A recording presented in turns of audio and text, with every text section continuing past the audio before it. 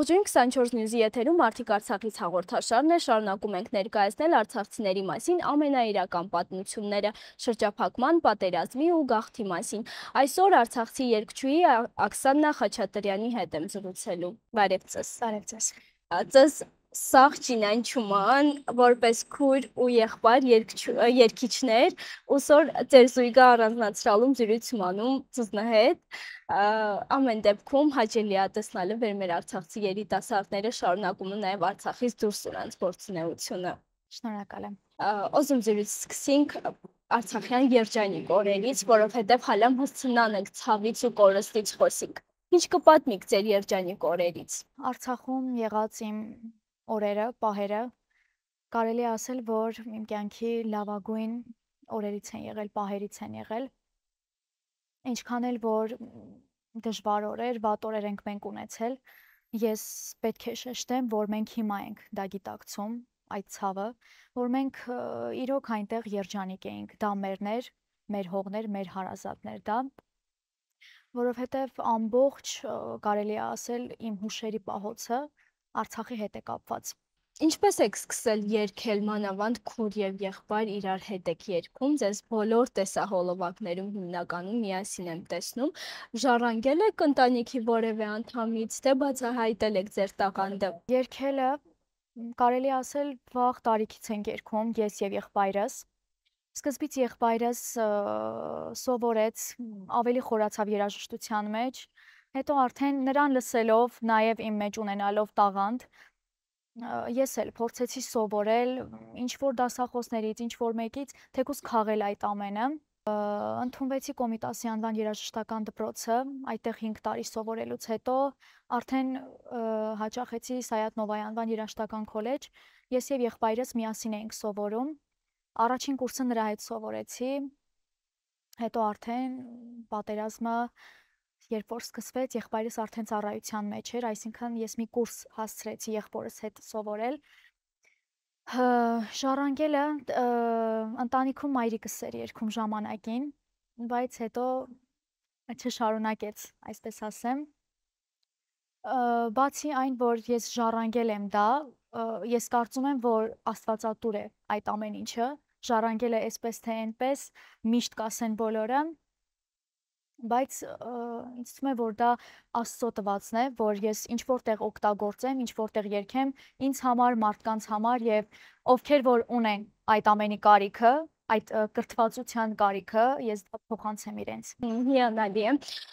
Աքսանա, չնայած զրույցը սկսեցինք Արցախյան երջանիկ օրերից, բայց Արցախյան երջանիկ օրերի կողքին մենք անպայման գրում ենք կորուստն ու ցավը, կարծես թե դա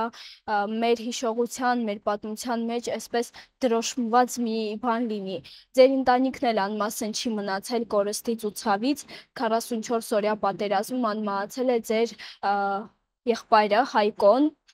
Ուզում եմ նրանից խոսենք անպայման ու այսօր նաև հիշենք նրան։ Հայկոն իմ այն վառ կետերից է, որի ես ուղղակի միշտ ամեն տեղ, որտեղ էլ որ լինեմ, միշտ շոշափվում է նրա անունը։ Հայկոն ծառայության է անցել 2020 թվականի հունվարին, 8-9 ամսվա զինծառայող էր, երբ որ պատերազմը սկսվեց։ Ծառայել է Արալեռում, Քարինտակում, Ղարախամբելիում ու իր վերջին կետը եղել է Շուշին, որտեղ շրջափակման մեջ է եղել,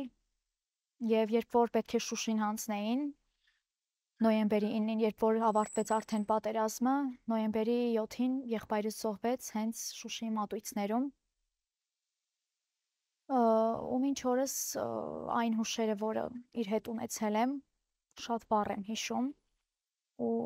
երբեք չեմ կարողանում մոռանալ այդ պահերը իր հետ։ Գիտեք ինչպիսին էր Հայկոյի վերջին խոսակցությունը ընտանիքի հետ։ Հայկոն, երբ որ շրջափակումից դուրս եկավ, հիշում եմ, որ զանգեց իր մայրիկին, ես իր մայրիկի կողքին էի այդ ժամանակ, ասեց, որ երկրորդ անգամ եմ ծնվել, դա այն խոսքերն էր, որը ուղղակի, չգիտեմ, մինչ օրս շատ լավ եմ հիշում ես դա, բայց ցավոք այդ ծնունդը երկար չտևեց։ Եղբայրս հենց այդտեղ մահացավ Քարինտակից, երբ բարձրացավ Շուշի։ Այդտեղ ուղղակի ամեն ինչին վերջ տրվեց։ Նոյեմբերի 9 չարաբաստիկ պայմանագրով եւ պատերազմի իբրև թե ավարտով իրապես ամեն ինչին վերջ դրվեց, պարզապես մենք չէինք գիտակցում երևի թե եւ հույս ունեինք, որ դեռ կապրենք մեր հայկական Արցախում։ Իհարկե Հայկոյի ու նրա նմանների շնորհիվ է, որ այսօր կարողանում ենք մեր գործունեությունը շարունակել նաեւ մայր Հայաստանում։ 44 օրյա պատերազմից հետո վերադարձակ Արցախ, այդպես չէ։ Այո, 44 օրյա պատերազմից հետո վերադարձանք Արցախ։ Ապրեցինք արդեն Ստեփանակերտում, ցավոք ես իմ գյուղը հեռվում թողնելով, ես իմ բնակությունը Ստեփանակերտում հաստատեցի, զգալով, որ քոնը քեզ շատ մոտ է, քո գյուղը քեզ շատ մոտ է, բայց ցավոք դու չես կարող տեսնել ինչ որ մի բան անհասանելի է քեզ համար։ Արդեն սկսեցի իմ դասերը, իմ աշխատանքը, իմ առօրյան արդեն ծավալվում էր Ստեփանակերտում։ Ճիշտ է, արդեն ամեն ինչին տեսնել նոր գույներով, դա ուրիշ էր արդեն ու ոչ իմն էր դա։ Ինչպիսին էր շրջափակումը ձեզ համար, ձեր ընտանիքի համար։ Նշեմ, որ Արցախում մենք ունեցել ենք մեր խանութը ու այդ վատ վերջին օրերին բոլոր մարդիկ արդեն գալիս էին մեր խանութ, որովհետև գիտեին, որ մեր խանութում հաստատ ինչ-որ մի բան կգտնեն։ Ես շատ լավ եմ հիշում այդ օրերը, այդ մարդկանց դեմքերը, որ չգիտեմ, ամեն ինչին ուրիշ ձև էին նայում, ամեն ինչին ուրիշ տեսակետից էին դիտում։ Բոլորի համար էր ծանր, հատկապես հացի հերթերը, որը շատ էին կանգնում ժողովուրդը, առավոտ 7-ից մինչև գիշերվա չգիտեմ քանիսը, տեսնելով այդ ամենը ուղղակի շատ ծանր էր, հատկապես փոքր երեխաներին, երբ դու տեսնում էիր այդտեղ։ Հացի հերթերում։ Այո, Դուք տեսել եք այդ ամենը։ ցավոք այո, այդ ամեն ինչին ականատես եմ եղել, տեսել եմ ու բավականին շատ ծանր էր։ Դու տեսնես այդ ամենը, քեզնից կիլոմետրներ հեռու մարդիկ ինչպես են ապրում, ինչ առօրյայով են ապրում, ու չիմանաս ինչպես օգնել այդ ժողովրդին, որը ամենաշատը ունեն օգնության կարիք։ Դուք տեսել եք 44 օրյան, տեսել եք մեկ անգամ արդեն տեսել էիք ձեր տան կորուստը, տեսել եք նաև սեպտեմբերի 19-ը։ Ինչպես սկսվեց պատերազմը ձեզ համար։ Սեպտեմբերի 19-ի պատերազմը ուղղակի իմ առօրյայով սովորական այն բոլոր կարճ երկար բառերի փոխարեն ուղղակի կասեի, որ բոլորիս համար էր խաղաղ առավոտը։ Իմ առօրյայով ես գնացի դասի, բայց զգացի, որ քոլեջում ինչ-որ անսովոր խուճապ կար։ Դե հետո արդեն հասկացա ինչ է կատարվում։ Բայց այնուամենայնիվ զգալով այդ ամեն ինչը մենք շարունակում էինք մեր դասը։ Երբ որ երգչախմբի մտանք, արդեն սկսեցին կրակոցները ու հենց այդտեղ այդ խաղաղության ուղղակի վերջակետ դրվեց։ Բոլորը խուճապի մատնվեցին, չգիտես ինչեր կատարվեցին հենց այդտեղ։ Հենց հիմա ես ուղղակի չգիտեմ ու չեմ ուզում այդ ամեն ինչը նորից վերհիշել,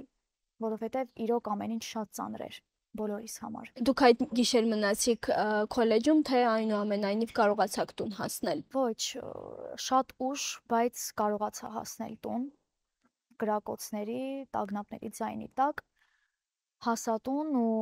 չգիտեմ, իմ մտքում միայն այն զինվորներն էին, ովքեր որ հիմա կանգնած սահմանին ուղղակի պաշտպանում են մեզ, պաշտպանում են իրենց մայրերին, պաշտպանում են իրենց հայրենիքը։ Ու իմ մտքում ուղղակի միայն Աստված էր ու հենց այն խոսքն էր, որ ինքը գիտի իր զավակին ինչպես պահել, որտեղ պահել ու երևի թե դա էր միակ իմ հանգստությունը, դրա մեջ էի գտնում։ Դուք համեստորեն լռում եք ու չեք ասում, որ նաև այդ օրերին ձեր եղբայրը նույնպես ծառայության մեջ էր, չէ՞։ Ձեր հարազատ եղբայրը։ Այո, հարազատ եղբայրս 2 ամսվա ծառայող էր։ Երբ որ պատերազմը սկսվեց, ու հենց ամսի 19-ին առավոտը իր հետ խոսեցի, զգալով այդ խուճապը, զանգեցի իրեն, ասեց, որ առաջինը հենց այստեղ էին կրակել, կրակոցները այստեղ էին լսվել, ու արդեն անհանգստությունը հենց այդտեղից սկսվեց, երևի թե ամբողջ օրվա ընթացքում դրանից հետո կապ հաստատել իր հետ,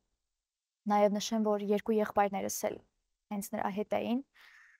Ոչ մեկի հետ կապը չէին կարողանում հաստատել։ Ու ամբողջ անհանգստությունը հենց դրա մեջ էր, բայց նորից կնշեմ, որ հենց Աստված էր, մեր միակ հույսը Աստված էր, որ ինքը գիտի ում, որտեղ ու ոնց պահել։ Առհասարակ ինչ է պատերազմը։ Պատերազմը, ով վերապրել է, տեսել է, եղել է դրա մեջ, ցավի, կորստի, վախի մի խառնուրդ է, որը որ մենք ենք տեսել։ Ես այսօր կարոտում եմ այն անծանոթ դեմքերը, որը որ Արցախում էր ու հիմա իմ սրտին շատ ծանոթ է, իմ սրտին շատ հարազատ է։ Չգիտեմ, պատերազմը ինձ համար մի աներևակայելի մի հիշողություն է ուղղակի։ Ինչպես լուր ստացաք, որ պետք է դուրս գաք Արցախից։ Պայքարը շատ էր մնալու, բայց պատկերացրեք, ես այն մարդկանցից էի, որ մեկ վայրկյան շուտ ուզում էր դուրս գալ այդտեղից, որովհետև պահի լրջությունը չէի հասկանում։ Ուղղակի հիասթափվել այդ ամեն ինչից, ինչը որ տեսնում ես դու ամեն օր, տեսնում ես այդ ամեն ինչի դեմ պայքարող ժողովրդին, ու դու չգիտես ինչպես օգնես իրենց, ուղղակի ուզում էի դուրս գայի այդտեղից։ Ու հետո հաջորդ օրը ասեցին, որ ճանապարհը բացվում է, ովքեր որ ցանկություն ունեն դուրս գալու, թող դուրս գան։ Այդ ամեն ինչին այդքան էլ ճիշտ չէի, ուղիղ չէի վերաբերվում, լուրջ չէի ընդունում այդ ամեն ինչը, որովհետև զարմացած էի, այսքան պահել են 9 ամիս ու հիմա այս ժողովրդին առանց ինչ-որ բան ասելու ուղղակի իրենց հայրենիքից հանում են։ Ու այդպես եկավ հաջորդ օրը, ու մենք ուղղակի մեր տանը հաջողություն մաղթելով, եթե կարելի է այսպես ասել, թողնելով հեռվում քո հիշողությունները, քո ամեն ինչը, ինչու որ դու ժամանակին ստեղծել ես ու վայելում ես այդ ամեն ինչը, դու թողնում ես եւ ուղղակի հեռանում ես այդտեղից։ Ինչ եք վերցրել ձեզ հետ։ Անկեղծ կլինեմ ու կասեմ, որ ոչինչ մենք չենք վերցրել մեր տնից։ Մեր ընտանիքի անդամները,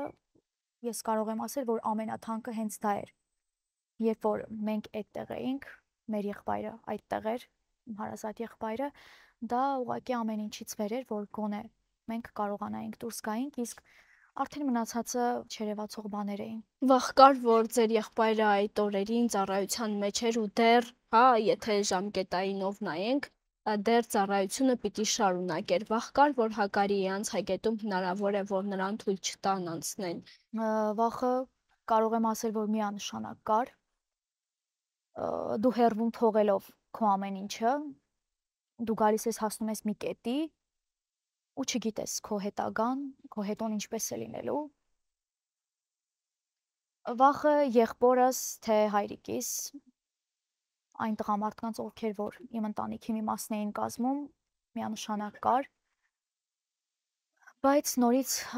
Աստծուն մեր սրտում պահելով մենք գնում էինք չգիտես որտեղ, չգիտես ինչպես, բայց գնում էինք եւ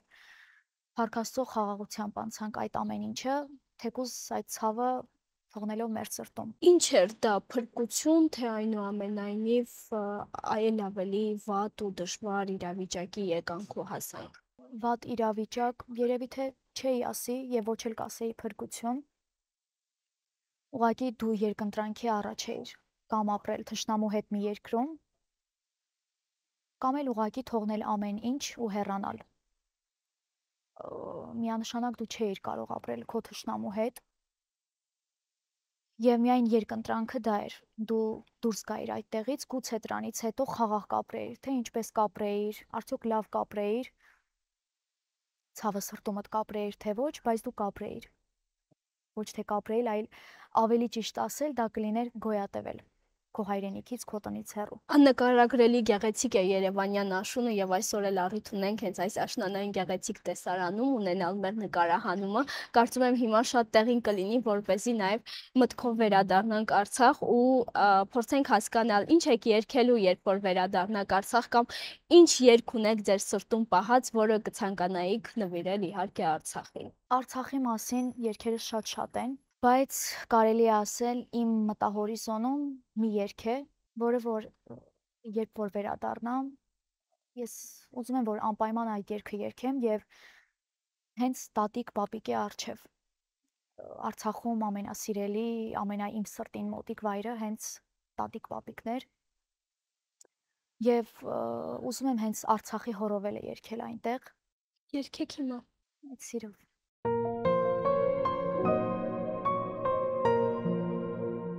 Հորահո ապան մատա ապունդալուն կուջիր հոտախ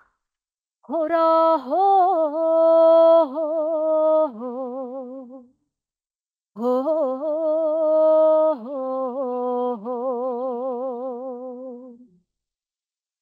իրիկնյակը դուսա եկալ տանս երալուսա եկալ սորմին կորե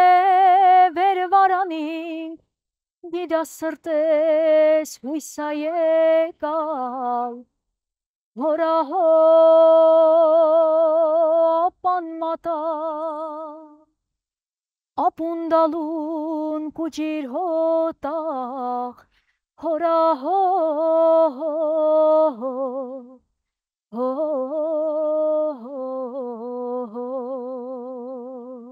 Երանի իսկապես կարողանայինք հիմա տատիկ պապիկի մոտ լինել ու արցախյան հորովելը երգել, կարծում եմ բոլորիս մտքում, բոլորիս սրտում թե տատիկ պապիկն է, թե հորովելը, շնորհակալ եմ։ Ինչպիսին է կյանքը Արցախից հեռու։ Այն նույն գույներով չեմ նայում կյանքին, այն նույն երանգներով չեմ նայում կյանքին, որին որ Արցախում էի տեսնում։ Ամեն ինչ կարծես փոխվել է, կարոտում եմ այն նաև Աքսանային, ով Արցախում էր ու իմ ամեն ինչը, երբ որ Արցախում էի, ես պլանավորում էի հենց Արցախի ներսում, երբ որ ավարտեմ իմ ուսումը, ես դասավանդելու եմ հենց այստեղ, կրթելու եմ այն երեխաներին, ովքեր որ իսկապես ունեն դրա կարիքը, այն գիտելիքը, որը որ ես ունեմ, ես շատ կուզենայի, որ փոխանցել Արցախի երեխաներին։ Կյանքը այլևս այնպիսին չէ, այնտեղ ես շատ դրական էի նայում, ամեն տեսակետից, ամեն տեսանկյունից շատ դրական էի լցված։ Եթե 2020 թվականին դուք հնարավորություն չունեցաք հրաժեշտ տալու ձեր տանը, 2023-ին պատկերը այլ էր։ Դժվարը այն ժամանակ էր, թե 2023-ին այնուամենայնիվ։ Երբ որ 2020 թվականին ես դուրս եկա իմ գյուղից, դեռ հույս էի փայփայում, որ դեռ կվերադառնամ այստեղ ու կարելի է ասել ես հրաժեշտ չտվեցի իմ գյուղին, որովհետև ես գիտեի, ես վստահ էի, որ պիտի գամ, բայց հետո երբ որ Երևանից ես եկա Ստեփանակերտ, այն բոլոր ճանապարհները փակ էր ինձ համար։ Եթե կարելի է այսպես անվանել, չդիպված երազանք էր ինձ համար։ Ես նորից գնայի իմ գյուղը ու ամեն ինչ կտայի, ես նորից կանգնելու այդ հողի վրա, երգեի այդ հողի վրա, որովհետև իմ խոսքը իմ ձայնն էր։ 2023-ի հրաժեշտը այնուամենայնիվ կարծում եմ ավելի բարդ էր, որովհետև գիտակցված հրաժեշտ էր։ Գիտակցված էր, բայց ոչ այդքան ցավոտ ինձ համար, որովհետև ես կարող եմ նշել, որ իմ գյուղը ինձ ավելի հարազատ էր, իմ սրտին ավելի մոտիկ էր։ Ստեփանակերտը եւս իմն էր։ Երբ որ ես գիտակցեցի, որ արդեն տեղափոխվում եմ Հայաստան, այո, շատ ցավոտ էր, որովհետև արդեն իմ սրտի երկու մասնիկ էի ես թողում այդտեղ, չգիտեմ, ամեն ինչ շատ դժվար, շատ անորոշ էր, մինչ օրս ոչինչ չի փոխվել, երևի թե ամբողջ Արցախահայությունը հենց այս նույն դրության մեջ է։ Որտեղ կուզենայիք հիմա լինել։ Ամենաշատը կուզեի լինել իմ գյուղում, ամենաշատը իմ տան ներսում, իմ գյուղի խանութի ներսում, ամեն ինչ շատ հարազատ էր։ Հիմա այնտեղ մենք, չգիտեմ, երևի թե չենք գիտակցում, որ մենք այնտեղ իրոք երջանիկ ենք։ Հիմա ենք դա զգում։ Ինչ կցանկանայիք ասել Արցախին, որ չեք ասել։ Արցախին շատ բան կուզեի ասեի։ Ես կասեի, որ կցանկանամ նորից վերադառնալ այդտեղ, նորից երգել այդ հողի վրա, նորից տեսնել այն բնությունը, այն մարդկանց, ովքեր ուղղակի շատ հարազատ էին ինձ։ Ունեք արդյոք վերադարձի տեսլական։ Վերադարձի տեսլական ունեմ միայն Աստծո, որովհետև ես ինչից որ խոսեմ, իմ առանցքը դրանից դուրս չի գալիս։ Ունեմ, այդ տեսլականը ունեմ, որովհետև գիտեմ, որ Աստծու համար երբեք ոչինչ անհնար չէ։ Նորից վերադառնալ, տեսնել իր զավակի ամենալավ պահերը, ամենահիշարժան պահերը, զգալ այդ ամեն ինչը նորից ու ապրել այնտեղ։ Երևի թե առաջինը գյուղ եք գնալու, որ վերադառնաք։ Միանշանակ։ Շնորհակալ եմ անկեղծության եւ զրույցի համար։ Ձեզ եմ շնորհակալ։ Թե ինչ, այսպեսին էր մեր այսօրվա պատմությունը։ Ամուր մնացեք, կհանդիպենք։